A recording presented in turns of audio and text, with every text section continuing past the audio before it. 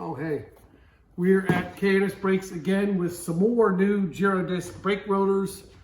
Today, we've got the first look at the 2018 STI rear two-piece rotors made by Girodisc. They did the fronts quite a while ago. Those are doing well. And they finally have the rear. It's a little different or a little harder in the rear due to the parking brake and all that, so it's hard to design the rotor.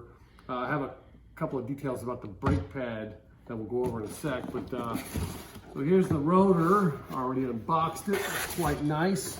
One thing is this is the parking brake drum, so you can see that's there, and they haven't had any issue with that being switched to aluminum. That saves quite a bit of weight over the OEM disc. I don't have one here, but let's weigh this one and see what we get. That rotor weighs, whoa, not much. Let's try that again. That says 10 pounds. Wow, okay, that's pretty light. I think the OEM rotor is at least quite around closer to 20 pounds. So there's quite a bit of savings there in the back by switching the center from iron or whatever to aluminum. One thing is when you make a two-piece, you see this floating hardware. We have to make room for that, obviously. You can see the drum is that size, and you gotta have the hardware, then the rotor disc.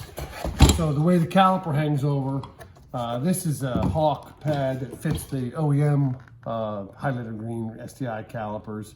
And as you can tell, if we use that pad, we would get into the hardware there. You see it barely, it doesn't miss by much, but as the pad wore, the backing plate would hit that hardware, and so we obviously have to account for that.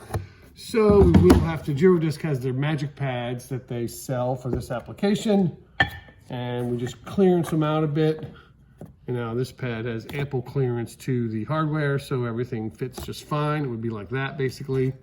And you can see you lose a little bit of material, but maybe just 4 or 5 millimeters or so out of the swept area. So that looks like a pretty good mod. You're probably going to take a good 7 or 8 pounds per rotor off of the rear of the car. Nothing wrong with that. And right now we have 3 pad choices that we could use for this. The magic pads for the street, the SS pads for some aggressive autocross or even maybe light track. We could also have some Girodisc ST43s made. That's a good race pad, especially for the rear of an STI.